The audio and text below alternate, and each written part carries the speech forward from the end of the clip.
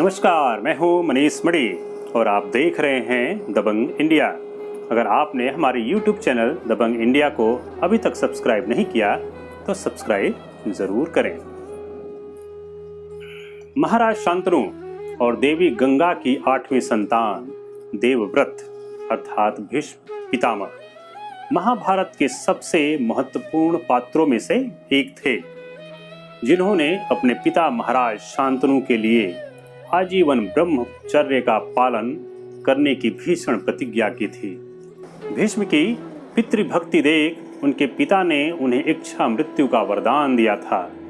भीष्म को गांगे, शांतनु और तालकेतु आदि नामों से भी जानते हैं, परंतु उस समय में ऐसा क्या हुआ था कि देवव्रत को भीष्म प्रतिज्ञा करनी पड़ी। शांतनु और देवी गंगा के पुत्र युवराज देवव्रत अपने पिता के राज्य कार्य में कुशल पूर्वक सहयोग दे रहे थे। महाराज शांतनु भी अपने पुत्र के सहयोग से बहुत प्रसन्न थे। एक दिन राजर्षि शांतनु यमुना नदी के किनारे सुगंधित और सुंदर कन्या को देखते हैं। शांतनु ने उस कन्या से उसका परिचय पूछा। तब उस कन्या ने बताया कि वह निषाद राज की पुत्री है। महाराज ने निषाद राज से उसकी कन्या से विवाह की इच्छा प्रकट की। तब निषाद राज ने कहा, राजन, मैं अपनी दिव्य पुत्री का विवाह आपसे तभी कर सकता हूँ जब आप मुझे यह वचन दें कि मेरी पुत्री का पुत्र ही आपके बाद राज्य का उत्तराधिकारी होगा। राजा कन्या के प्रेम में वशीभूत होने के पश्चात भी निषाद राज की इस मांग को मानने से इनकार कर दिया। महाराज शांतनु चाहते तो निषाद राज के इस व्यवहार के लिए उन्हें दंड दे सकते थे और एक राजा होने के नाते कन्या का हरण भी कर सकते थे, परंतु महाराज शांतनु धर्माधिकारी, प्रजापालक और राजर्षि थे। यह कार्य उनके स्वभाव के विपरीत था। वह अपनी राजधानी लौट गए। अपने पिता महाराज को बहुत दिनों तक चिंतित रहते देख एक दिन युवराज देवव्रत ने उनसे उनकी चिंता का कारण जानना चाहा। तब शांतनु ने कहा, पुत्र, हमारे इस महान कुल में एक तुम ही वंशधर हो। तुम सदा सशस्त्र रहकर राज्य की सुरक्षा में तत्पर रहते हो। तुम अकेले सैकड़ों पुत्रों से श्रेष्ठ हो, परंतु तुम पर कोई विपत्ति आई तब हमारे वंश का क्या होगा। इसी समय मंत्रियों ने महाराज और सत्यवती के बीच घटी घटना का वर्णन भी देवव्रत से करते हैं और बताते हैं कि तब से महाराज और भी अधिक चिंतित रहने लगे हैं। देवव्रत अपने पिता को चिंतित नहीं देख सकते थे। वे अपने मंत्रियों और वृद्ध क्षत्रियों के साथ निषाद राज के पास गए और दिव्य कन्या सत्यवती का विवाह अपने पिता महाराज शांतनु से करने के लिए निवेदन करते हैं।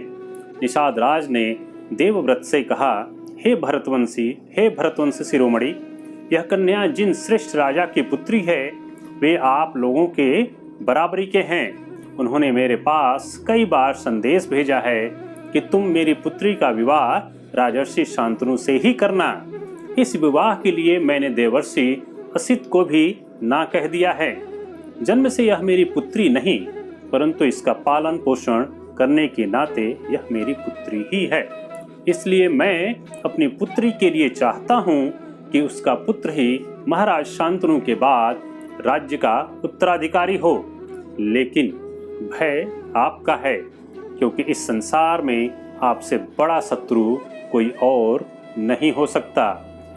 अगर आप यह वचन दें कि आप ऐसा नहीं करेंगे और न ही आपका पुत्र ऐसा करेगा, तभी मैं अपनी पुत्री का विवाह आपके पिता महाराज से कर सकता हूँ। यही वचन मैं महाराज से चाहता था।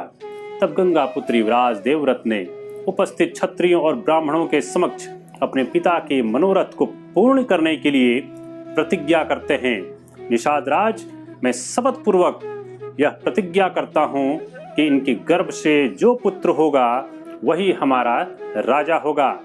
अपने पिता के लिए राज्य का परित्याग करता हूँ और आज से मैं ब्रह्मचर्य का पालन करूँगा। यह मेरी अखंड प्रतिज्ञा है। संतान न होने पर भी मुझे अक्षय लोकों की प्राप्ति होगी। यह कठोर प्रतिज्ञा सुन आकाश से देवता, ऋषि और अप्सराएं देवव्रत पर पुष्प की वर्षा करने लगे। देवताओं ने कहा, यह भीष्म है, इसका नाम भीष्म होना चाहिए। तभी से देवव्रत का नाम भीष्म हो गया। भीष्म की इस कठोर प्रतिज्ञा की चर्चा चहुओर होने लगी। शांतनु ने अपने पुत्र के इस कार्य से बहुत प्रभावित हुए और उन्होंने भीष्म को इच्छा मृत्यु का वरदान दिया। राजर्षि शांतनु ने भीष्म से कहा कि मृत्यु को भी तुम्हारे ऊपर अपना प्रभाव डालने से पहले तुम्हारी अनुमति लेनी होगी। तो ये था देवव्रत से भीष्म होने की कथा। आज महाभारत कथा में बस इतना ही।